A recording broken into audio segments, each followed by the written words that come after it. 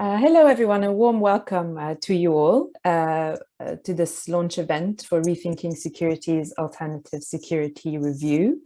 My name is Natalie Samarasinghe. I'm the CEO of the United Nations Association UK. And since everyone is sharing where they are, I'm in London, in a particular corner of London in Harlesden, which I encourage you all to visit. You would have very little reason to do so other than visiting me. But thank you all for joining us. I'm delighted to be moderating this discussion today with an absolutely stellar lineup of panelists who really could have a session to themselves to discuss the breadth of issues that they cover. Baroness Bennett, Anya Ramamurthy, Paul Rogers, and we hope at least for a brief period, Clive Lewis MP. He's had something pressing come up, but we hope he might be able to join us at least for a bit. And last but not least, Richard Reeve, who's been masterminding Rethinking Security's work. And while they are speaking, please do feel free to put questions in the chat. I'll try to pick up as many as possible after the presentations.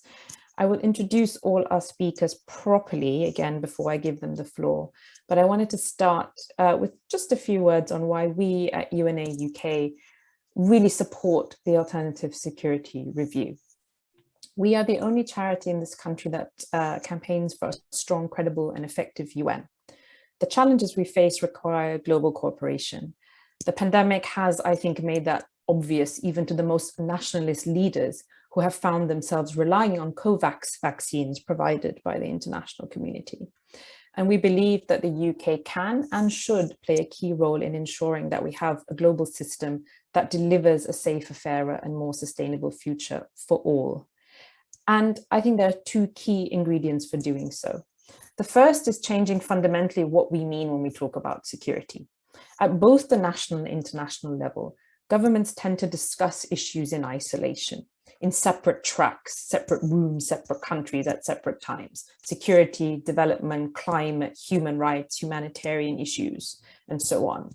But these divisions are meaningless, dangerous, in fact, in a world where conflict can break out over access to water, where aid is used as a weapon of war, where countries are now seriously thinking about their legal status should they find themselves submerged as sea levels rise. The second ingredient is inclusion. I think it's very easy to dismiss someone like me from civil society saying, let's be included, as something we sort of do for the sake of it. But again, this pandemic has shown that you cannot magic a whole of community response if people do not trust you. You cannot keep people safe from health risks or security risks if they're not brought into the conversation and feel that they are part of the policy-making process. That's true of every sector, I think, and that's why the UN Secretary General's recent agenda setting up report, A Common Agenda, was developed through an inclusive process, and it sets out a vision for a renewed social contract and a new global deal grounded in exactly the sorts of issues that the Alternative Security Review is seeking to bring to the fore in this country. So I'm delighted now to hand over to Richard Reeve. He has been coordinating the Rethinking Security Network for the last 2 years. He's worked in peace and conflict research in the UK, Africa and Western Asia for over 20 years, including for the Oxford Research Group, International Alert, King's College London and Chatham House. So Richard, over to you to tell us more about the review. Thank you, Natalie. Thank you for being here and sharing, and thank you to everyone who's attending and listening to this. It's wonderful to have you with us. And Natalie, I think you set out the core problem there of security in terms of inclusion. Key problem of not enough people talking about security, feeling they're included. It's a secretive kind of world. People assume that security is somehow covered by official secrets, that careless talk costs lives, and therefore it's secretive, unaccountable. It's an elite technocratic problem. We listen to people telling us what threats are, and we assume that the responses often are technical, about how many frigates, how many F-35s, how many warheads a country like ours needs to respond to those threats. We see security as depersonalized.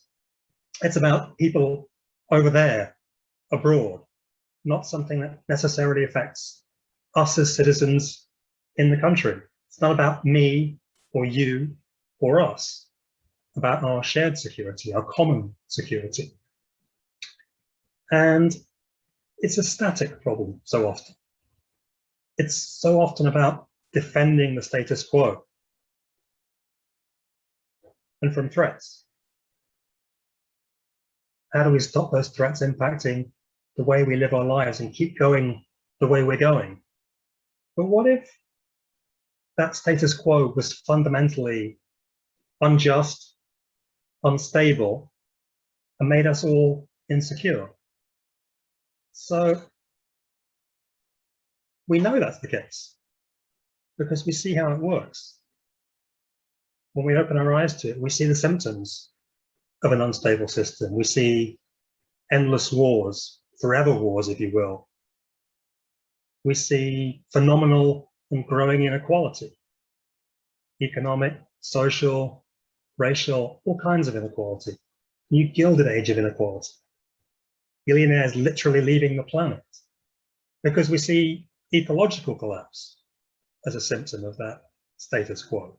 We know we're living beyond the bounds of the planet's ability to sustain us, and yet that's the status quo which we're so often defending against, or defending in our security policy. Violence, injustice, plunder, three symptoms of a failed approach. And even here, failures coming home when the climate and the ecological system are collapsing, as we can see, and that's no future. So we need to do things differently.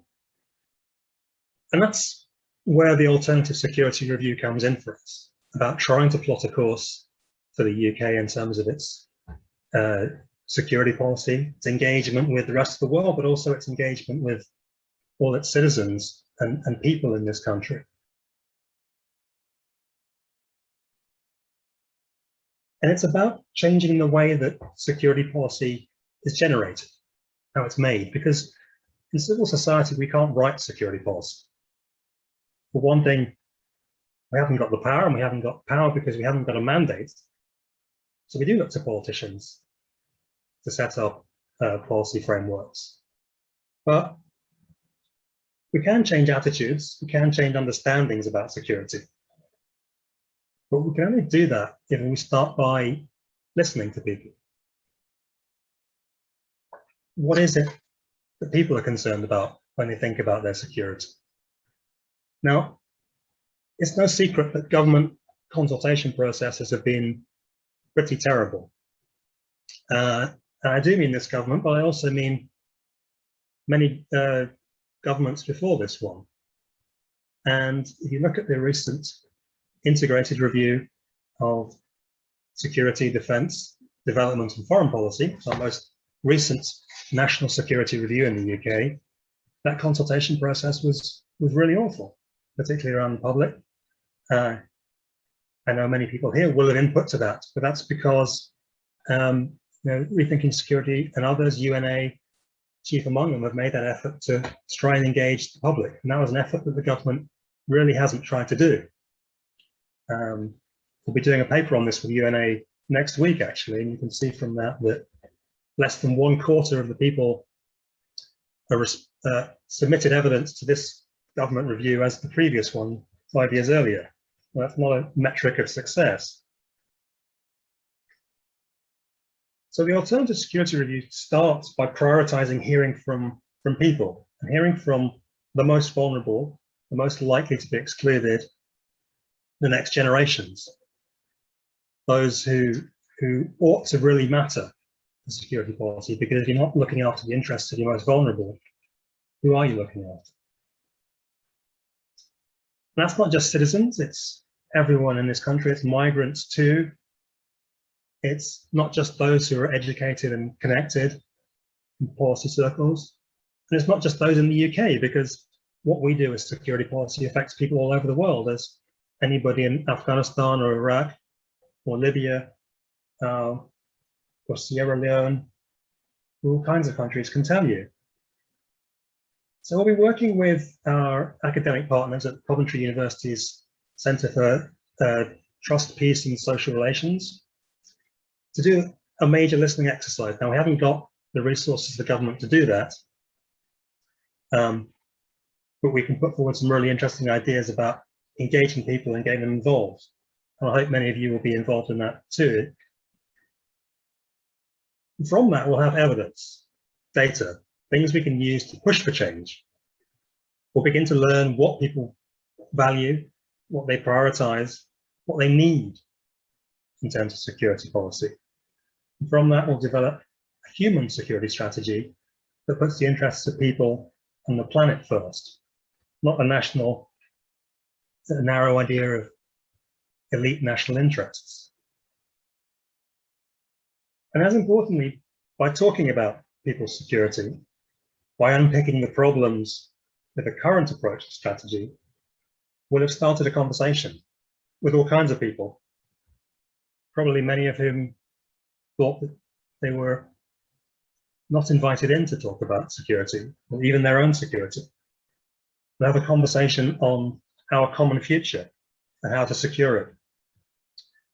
We'll build a movement for change of people, politicians, our peers around the world who see security as a shared responsibility. And that, I hope, will be a legacy of the Alternative Security Review for changing minds, approaches, and policy on security in this country and how it affects the rest of the world. Thanks.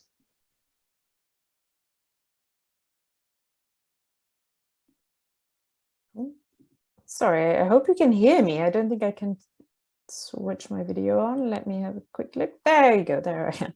But thanks so much, Richard, for that. I think the phrase "failures coming home" will really stick with me.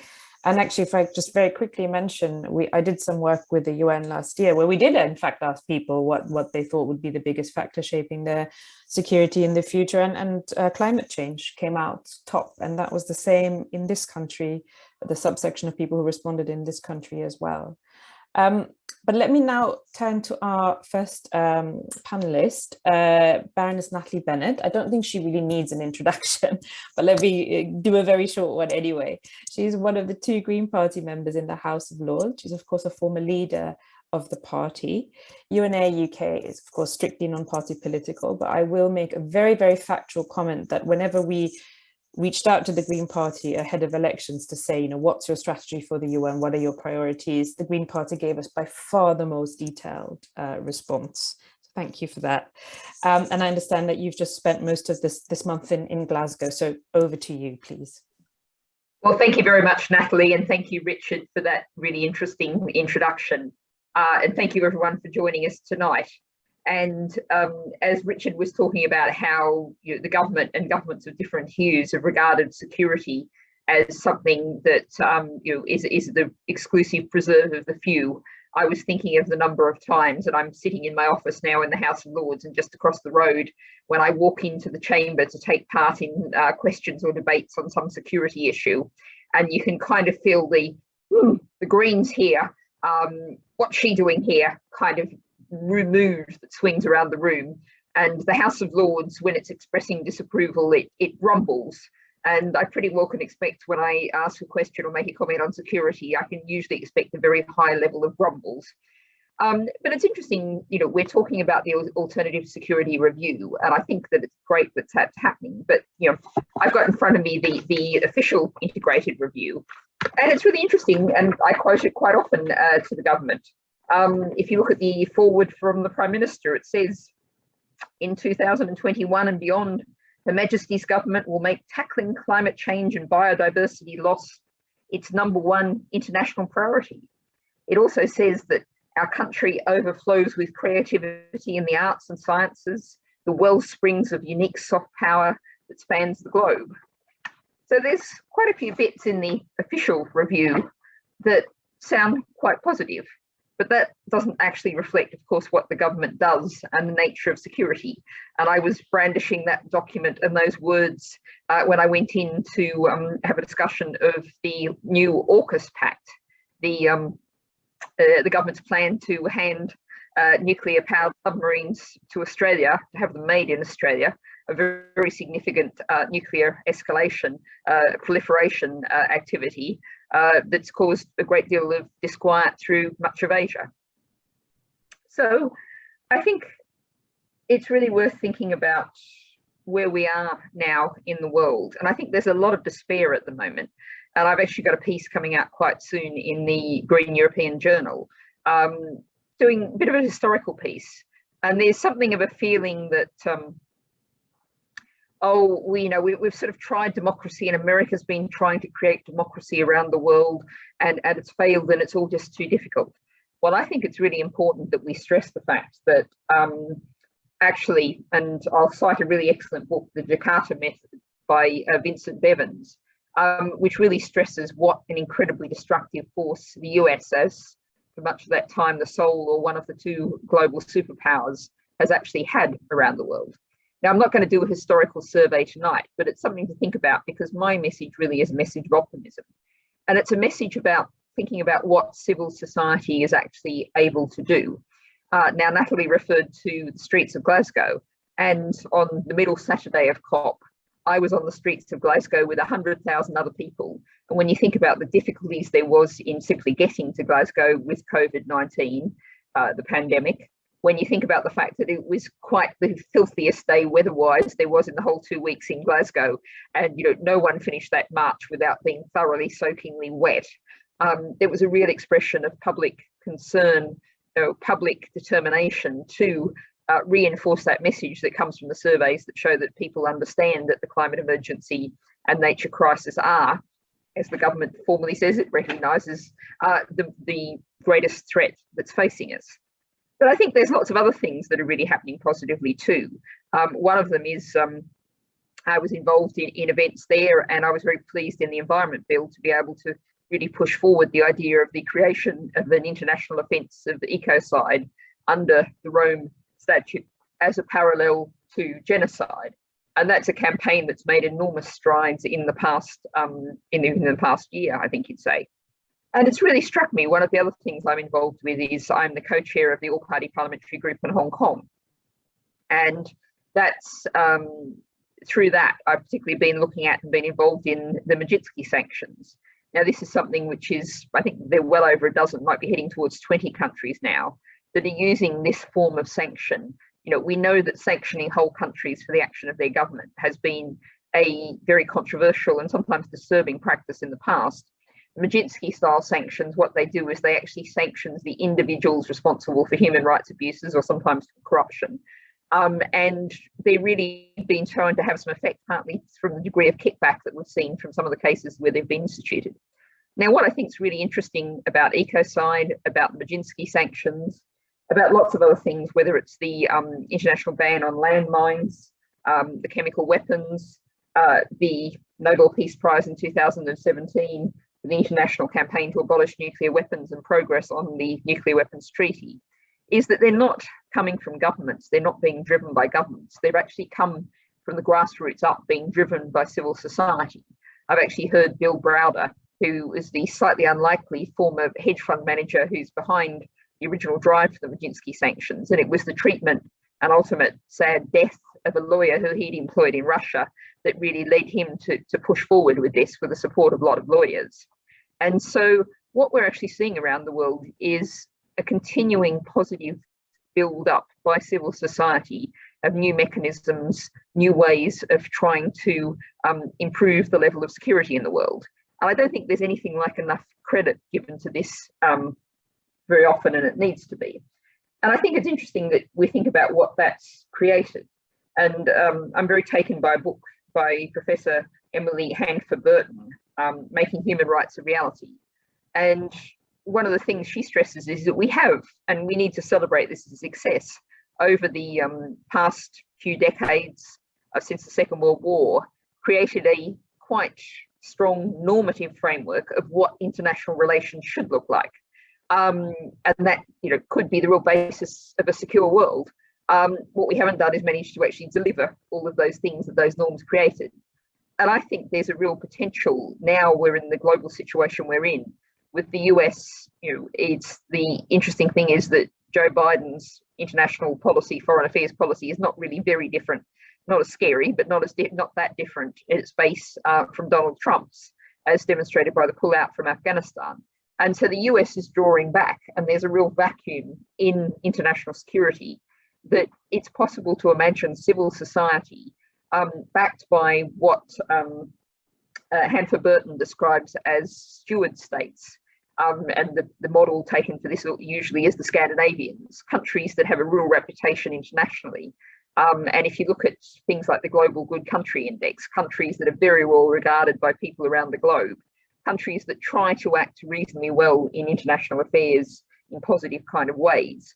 These, if you get the steward states together with strong pushes from civil society, that's ecocide campaigners, Majinsky campaigners, the people on the streets of Glasgow, put those together and say there's a vacuum at the centre of international affairs. We want to step forward and bring these norms that have been drawn up over so many years into reality. Then I think there's a real potential there for the model of what the future could look like. So, I think that's what an alternative to this document might look like. I think it's really important that it's, as Richard was saying, it's created through genuine consultation, genuine listening, because we actually know what people want in life and what they haven't got in all kinds of ways at the moment is security. The certainty, or at least the confidence that your life, you can plan your life, you can live your life safely, safe from the climate emergency, safe from militarism. And if we're going to do that, then we really need to think about how we use our world's resources. And one of the things about nuclear weapons, about so many of the weapons, and one of the things in this is promoting the British arms industry, and why we're pumping out more weapons into a world that's already awash with them that we know make us less secure. Arms sale to Saudi Arabia is one of the areas I've long been working on in this area, that we're pumping weapons out into a world, and we know very often those weapons, as the weapons in Afghanistan, will end up falling into all sorts of hands they weren't intended for. What will make us safer is not having those weapons in the world. I think there's a lot of evidence that people know that, and we can take those resources, both human and financial and the physical resources, the metals, etc., and use them for the purposes that we so desperately need. So that's a bit of a very fast overview of a kind of genuine alternative security option. So I hope that's a good basis for discussion, and I look forward to hearing what everyone else has to say. Thanks very much. Thanks so much for that. You covered so much ground there, but also with some very, very, I think, important specific examples, ecocide being one of them, one of the areas that we can press in addition to taking to the streets, as you did. But let me now turn to Anya, our next speaker, who I think was also probably on the streets with you. I'm very, delighted to introduce Anya Nanning Ramamurthy. She's a climate justice campaigner with the UK Student Climate Network in London, the group behind the London Youth Strikes for Climate. I think she's also working on a campaign to stop certain organisations investing in fossil fuels. So over to you, Anya. Thank you. I'm not sure if that was my internet that cut out or Natalie, so hopefully it'll be fine. Yeah, thanks. It's been really interesting to hear from Richard and Natalie already, and some kind of really thoughtful and interesting thoughts I've had from what's already been said. So yeah, I'll, as Natalie and Richard have already stated, the security strategy that we're needing right now more than ever needs to centre justice, equality and the climate. And as I'm sure many of you will already have seen, COP26 was nothing short of a catastrophic failure. We left the 2 weeks of negotiations with just a slim possibility of keeping global warming below 1.5 degrees above pre-industrial levels, hanging on by a very thin thread. And even the 1.5 degrees is catastrophic in itself, with more severe heat waves, increased drought in some places, while increased flooding in others, and reduced food security, and I could go on. But different parts of the world will be impacted differently. But we know this crisis will lead to increased displacement and challenging human security. Yet in reality, without drastic action, we're not even heading for 1.5 degrees, but rather a deadly path to well above 2 degrees, where the effects are barely imaginable.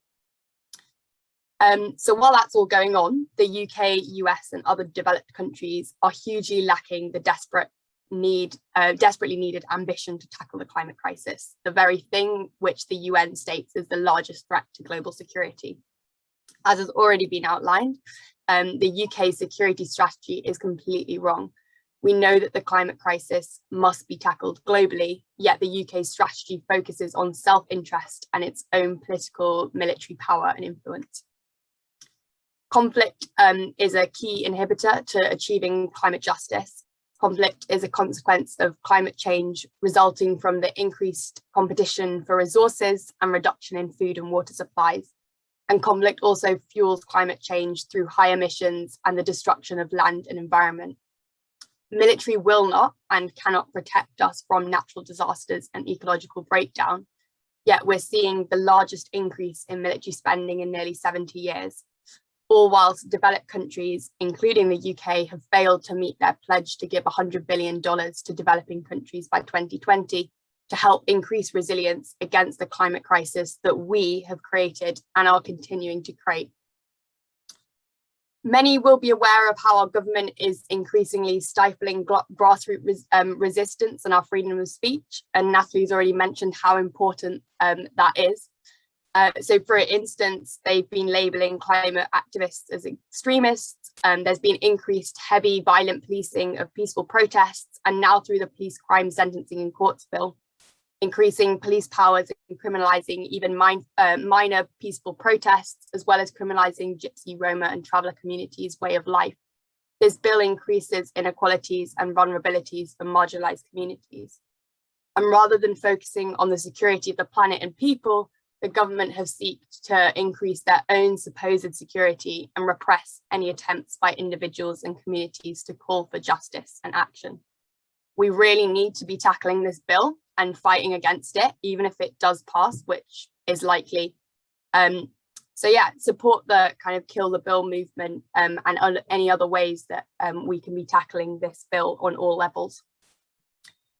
And as the climate crisis progresses, we're going to be seeing increased migration. In 2019 alone, 24.9 million people were displaced due to natural disasters, which doesn't include all those also displaced due to conflict driven by competition over dwindling resources, which is only set to increase. Meanwhile, Priti Patel is pushing through a new nationality and borders bill, tightening borders at the very time we need to be opening up, supporting those who are affected and taking responsibility for the crisis that we ourselves have caused. This bill and the UK's hostile environment turns victims of climate change into perceived threats. And instead of increasing military control and police powers and tightening borders, we need to be striving to increase climate resilience amongst our communities and globally across borders. So firstly, this means tackling the inequalities and injustices based in society. This means fighting for racial justice, disability justice, migrant justice, all social justices. And this means learning about and understanding the intrinsic link between social injustices and the climate crisis. Climate change is a threat multiplier, exacerbating injustices within our society for those that are already on the margins. And those contributing the least to the climate crisis will and are already facing the brunt of climate breakdown. So secondly, we need to be paying reparations to the developing countries for the loss and damage the Western world has created and benefited from. And we must also urgently terminate exploitation of land and people, which increases degradation and destroys communities' resilience and is just unjust. And on an individual level, we need to be building stronger, more inclusive communities. If we all think back to the first lockdown in 2020, we'll remember how in a time of crisis, it was communities which were able to support each other best. We were the ones that came together and supported our neighbours, supported our friends and family. We need to urgently build up resilience within our communities through acts of mutual aid, fighting local injustices, however small you think they are, they're still injustices that need to be fought. and building towards the world that we envision, that's safe and livable for everyone. And as Natalie Bennett mentioned, supporting the build-up of civil society and grassroots groups is important too. And I've mentioned some of the things that we need to be fighting for. So I invite you to look around in your communities and see what groups exist, support these, pressure your MPs, educate others, take to the streets. There's many ways to be increasing this pressure as a collective. And this is the power that we can hold as individuals. And finally, take the lead from those who've been fighting for justice for decades. Grassroots groups, Indigenous communities, people of colour, they have so much knowledge, skills and expertise to share. We should listen, learn and support them. So in all that we do, be mindful that we're not recreating the oppressive structures that are the cause of the injustices and the very things that we should be dismantling. Instead, we must, in all that we do, centre global climate justice and equality and peace. And this is what I believe will build a secure and more resilient world. Thank you. Thanks so much, Anya, for that. And we're already signed up to be campaigning against the bill. I think it's a really good reminder about why it's not about inclusion for the sake of it. If you don't have people in the room, then we can see, and we did in Glasgow, what the consequences are.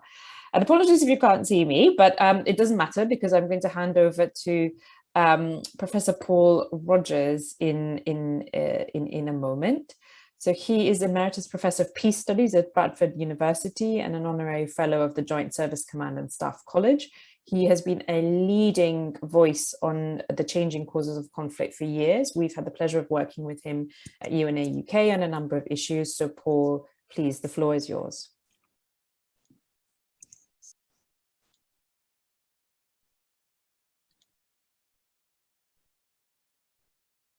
Hello.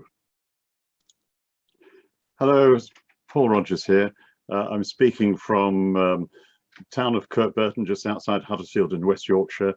And I've been listening intently to what's been said. It has covered such a wide range of subjects so well. I think Anya in particular really expressed the view of so many younger people about what we're facing.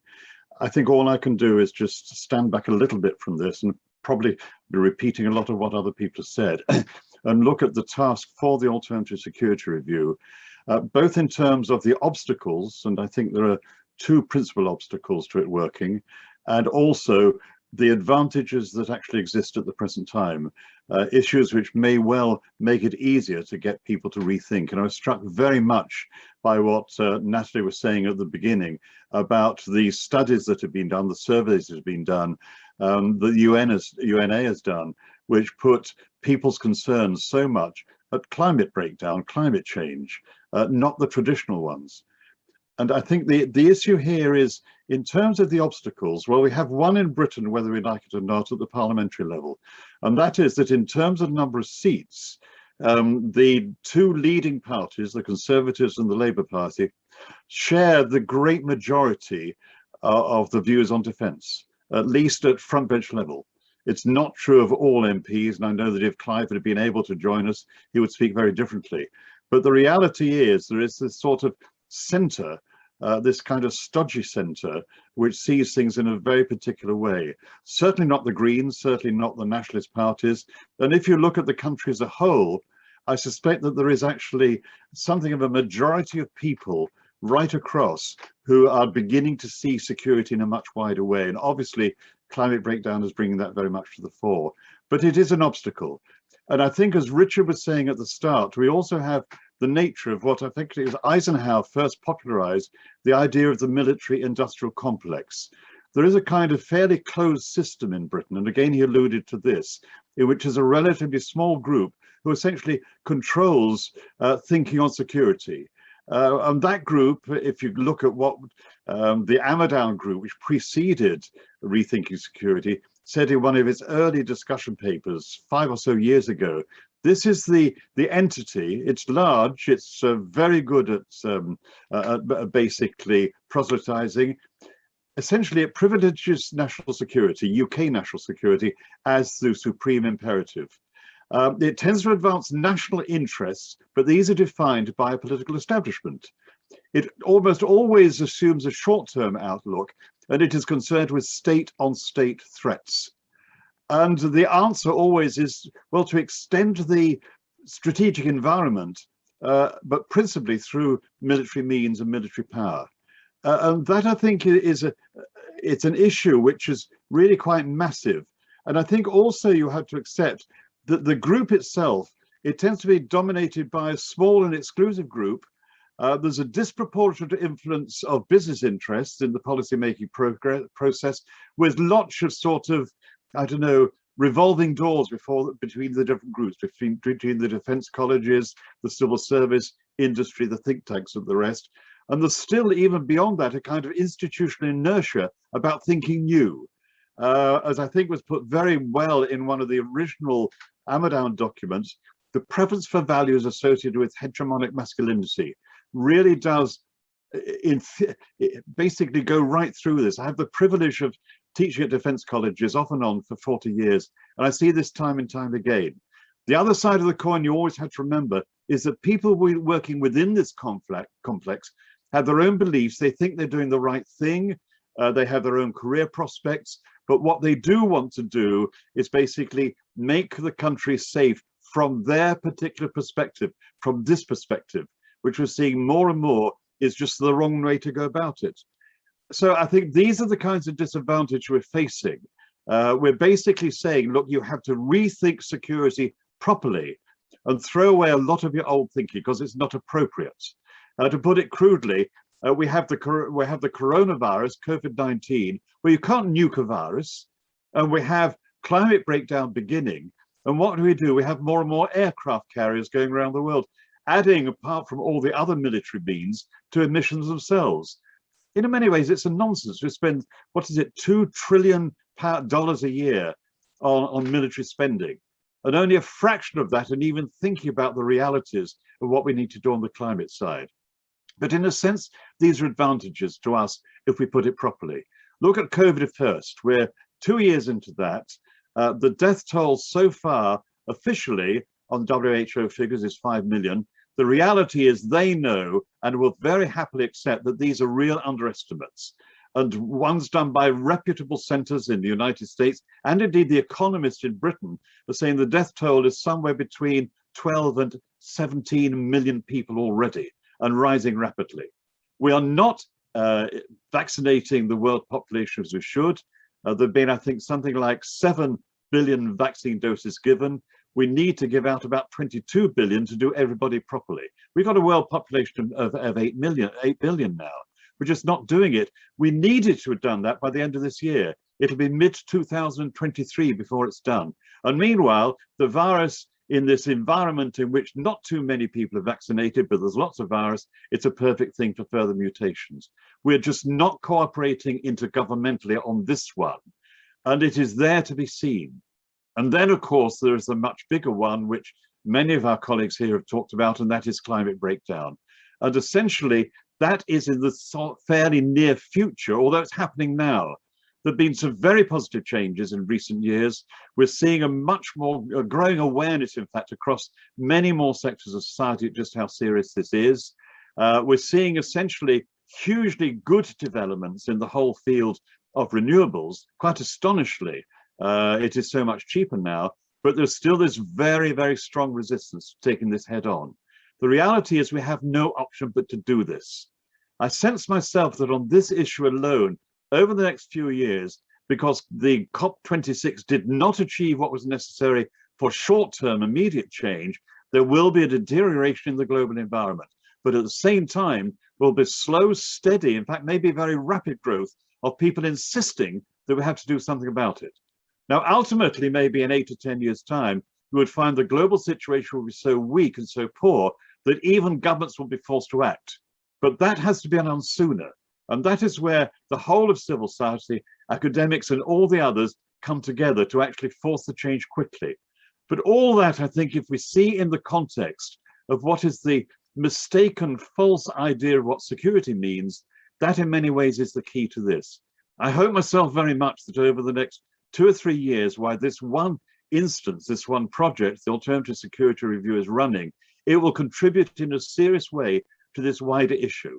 So in a sense, I suppose all I'm saying is that actually this is an extraordinary good time to be doing this kind of work, even though we have the problems of the sort of the obsolescence of thinking and the rigidity and in many ways the control of what is happening.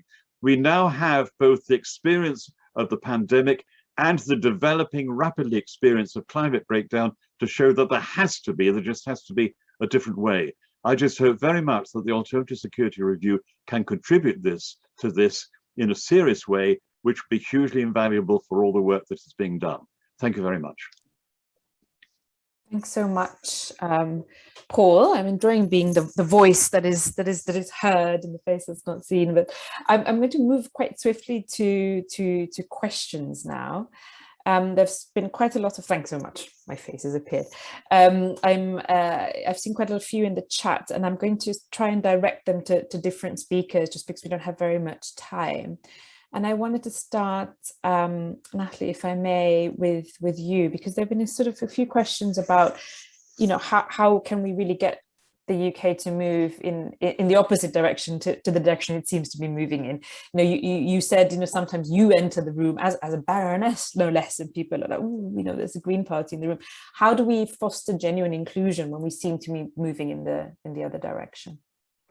Well, I think this evening is a really good example of the kind of thing that needs to happen. And, I've got a general saying which applies across a broad range of areas that I tell all audiences, that politics is what people need to be doing, not have done to them, and stepping up and seizing the space. And we're seeing this. I mentioned in terms of the Majinsky style sanctions, there's a new all-party parliamentary group specifically focused on those. And, sadly, a lot of the people who were very involved in that, who spoke at the first meeting, are people who've suffered, or families have suffered, from human rights abuses around the world. There was a very brave spokesperson for the Uyghurs, which is something we need to see a great deal more speaking out about. So just being prepared to speak out to support campaigns that deserve support. And one of the things we really need to do is make a claim on the British government that the whole idea of human rights, that whole framework that I was talking about, had been developed largely through civil society. Governments have used that as a stick to beat people they want to beat anyway, and have totally refused to apply it to their friends and allies. And so one of the reasons why I got involved with the all-party parliamentary group in Hong Kong was that many of the people who were involved in that came from the right of politics and saw this as the way to beat the communists and say things about how terrible the communists were. But they wouldn't turn the same kind of analysis, the same kind of questions on, say, what's happening in the Philippines, which is an area of very serious human rights abuses that hardly anyone ever talks about. And so, everyone can use their social media presence, use just, their conversations, their friends. If you've got a local community group, get someone come along and talk about international affairs, talk about security, talk about climate change, certainly, but also, say this is something that we have a place in as civil society to learn about, to know about, to talk about, to get involved in. And that, practical, hands-on, people might increasingly feel like that with climate change. They perhaps don't so much feel like that with what's happening in different parts of the world. So, inform yourself, inform others, get involved and engaged, and say there are principles here and we want to stand up for these principles. Thank you for that. And I think it's quite interesting. It just links to another question about, whether we're making the case for climate change to be a security issue. And I just want to use that as a bridge really to go to Anya. My own response to that is really that it's because maybe we haven't seen and felt the security impacts in the way that many other countries have. But I think sadly, we probably will start seeing those impacts a lot more. And migration is one of those flashpoints, that Anya mentioned. But I have a challenging question for you, Anya, and one that I'm tempted to give a response to, but I'll put it to you, which is that it's a question that says the First World probably could not afford to pay reparations for its past wrongs. I would add current to that. So my question is, would an apology and a reduction in excessive consumption do? And that is a serious question, because that is very much one that the solution that's been put forward by many governments. So what's your response to that? Yeah, I mean, firstly, I don't think it's true that we can't afford it.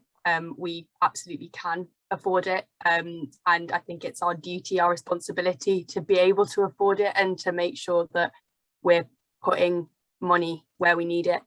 As I mentioned, like, there's been a huge increase in military spending. And as I also outlined, like, that's not needed. This would be much better for our security going towards reparations. I think an apology and a reduction in extraction and in use is absolutely needed, and is a part of what we should be doing. We should have made that apology decades ago. We should have also reduced decades ago, but there is still just time to do that. The longer we leave it, the worse it's going to get. But yeah, I think all of those need to happen, and I don't think that the excuse of we don't have enough money is valid. I think I would add to that maybe the sort of 5 trillion in fossil fuels subsidies that we spend. And I mean, something else that we've recommended to the UK and other governments is to stop exporting your emissions. So whilst we kind of sort of say, oh, we're fulfilling our pledges, we're actually just pushing them on to other countries. But let me throw a question to Paul. Anya mentioned what we spend on military spending, and sometimes people say, but we need to spend this money to keep us safe.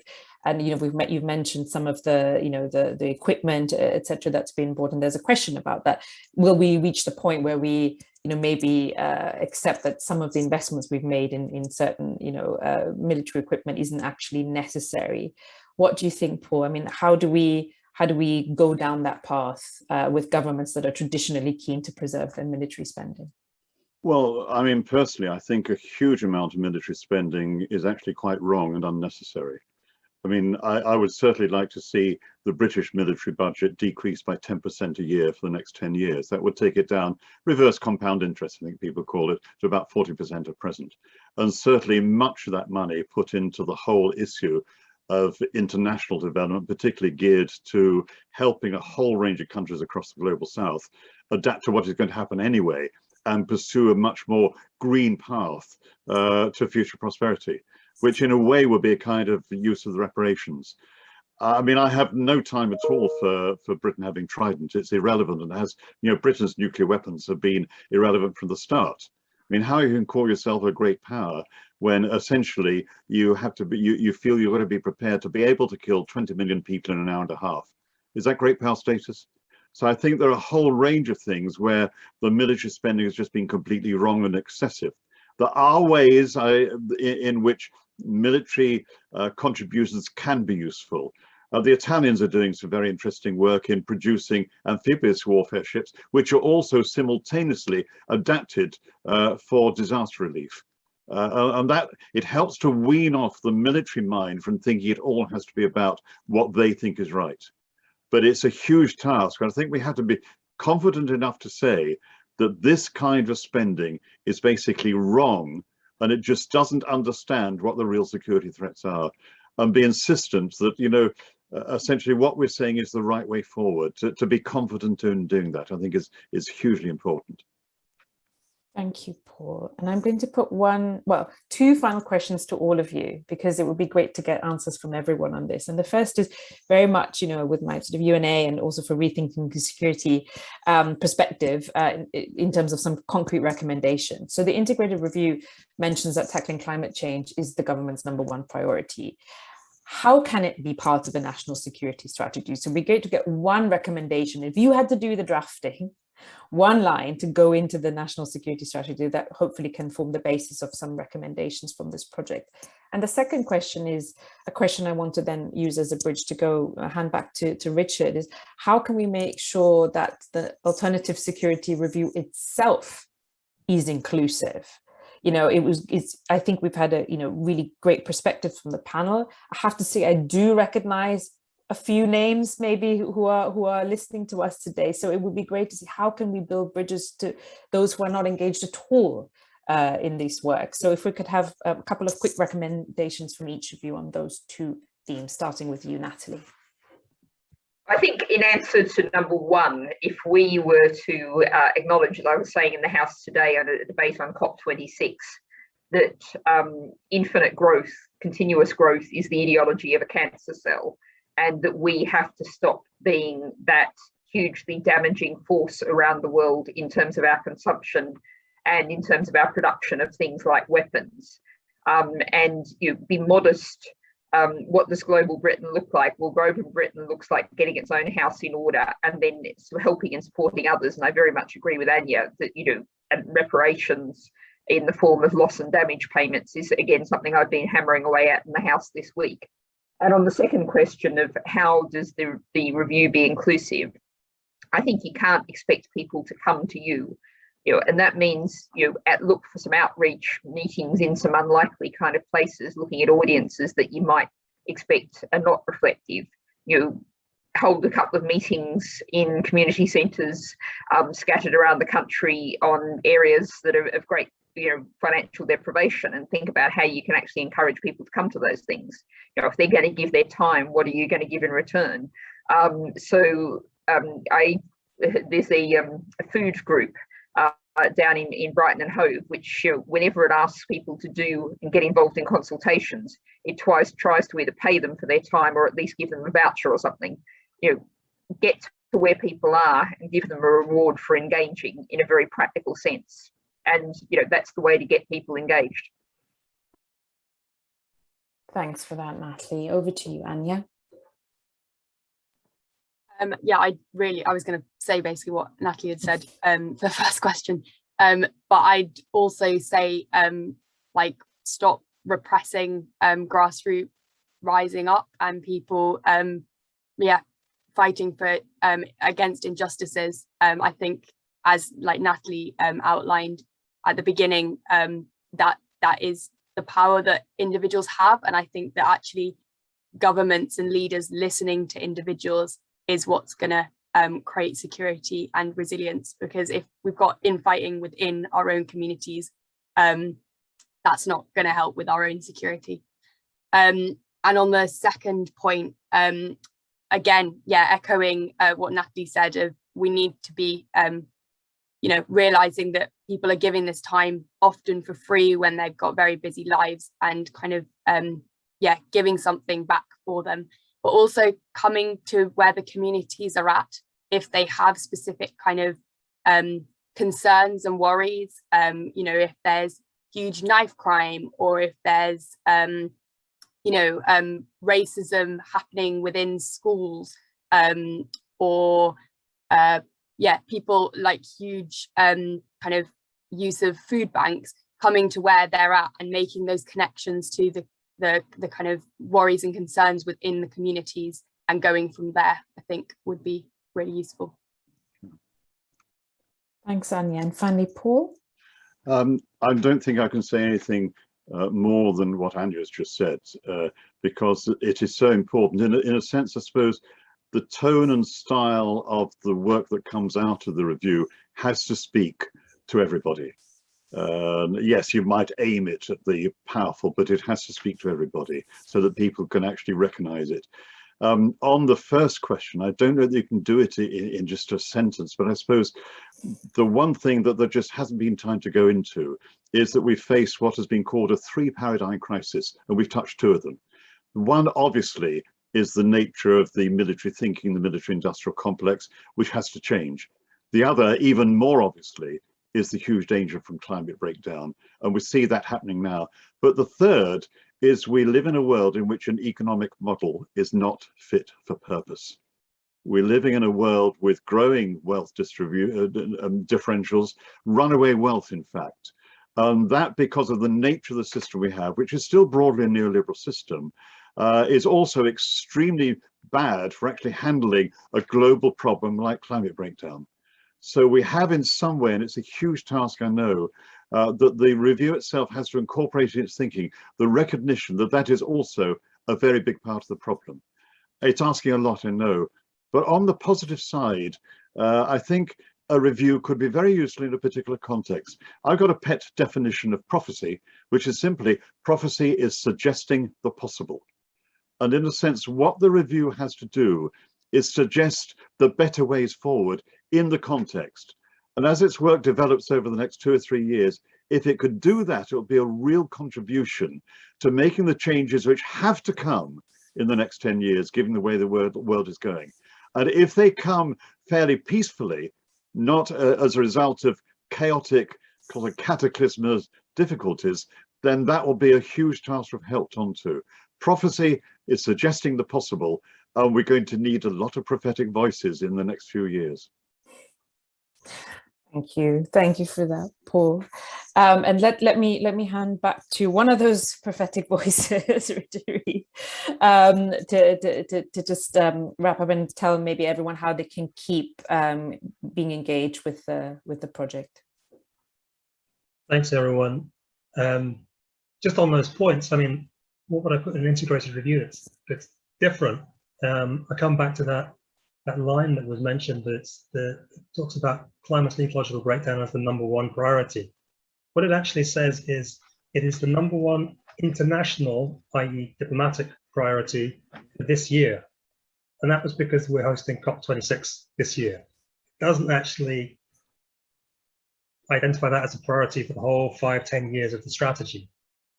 And that's fundamental to what we need to have in a real strategy. The planetary sustainability, ecological sustainability, the carrying capacity is the absolute maximum what any other policy that we advocate can operate in. It's like that donut economics model. So that's the parameters of anything else that we can consider in a strategy. Big challenges there about being participative and having a really useful process. And we're trying to learn from where the government's gone wrong, what others have done in other kinds of reviews of security and social policy. We've got some really interesting ideas from our academic partners and from our NGO partners. And I'm really aware of that giving back. That when we reach people, we have to share what we find, share our ideas, get people's validation of those. You know, we're not a government with vast resources to be able to really pay people to engage in this stuff. But it is on us to get out there and reach those who we know are excluded from existing processes, who we know are vulnerable. There's a saying, someone said, if you're talking about hard to reach communities, you're standing in the wrong place. And we've got to stand in places where we're accessible. We've got to make that outreach connection. And so to do that, what we need is a really broad network. And we'd love it if anyone here who's watching this is interested in participating in this review and getting involved in their communities, in their groups. Get in touch with us. Let us know. You can see on our website, you can sign up to support us, which means following our work and getting in touch with us. There's an email address, which Joe will share shortly, I think, which is asr@rethinkingsecurity.org.uk. We'd love to hear from you if you've got ideas about what we should be doing, who we should be reaching out to, how you can get involved and make this a really big, successful process. So thanks. Thanks so much, Richard. I mean, I think at one point, I think it was for the Strategic Defence and Security Review, UNA UK, we were really happy that we contributed something like 25% of the consultation responses. And actually today, I think, why was it us? It should have been so many other people. And did we do enough to make sure the voices were inclusive? So we'll keep working on this with you. I just wanted to acknowledge as well, Rebecca Johnson put some great kind of very specific ideas on how we can work on integrating climate and security concerns. They reflect a couple of issues that we've been pushing at the international level. So the inclusion of emissions from the military sector in climate reporting, that's really important. And also the development of capacities at the peacekeeping or the national military level to address the security impacts arising from climate-related disasters. I mean, they're already, happening on the ground. But I think there's a huge opportunity ahead with the new Secretary General's report that I mentioned. So I hope that you will stay engaged with this project and with UNA UK. And I'd just like to thank all our speakers for some really kind of meaty ideas. I wish we had time to unpick them all. Hopefully we can have a follow-up seminar at some point. But thank you, Natalie, Anya and Paul. Thank you, Richard, and the Rethinking Security team for all your hard work. And thank you all for joining us. And I'm sure we will be in touch going forward. This chat will be saved. The session will be recorded, so I will not try and summarize it now. But thank you all again. Take care.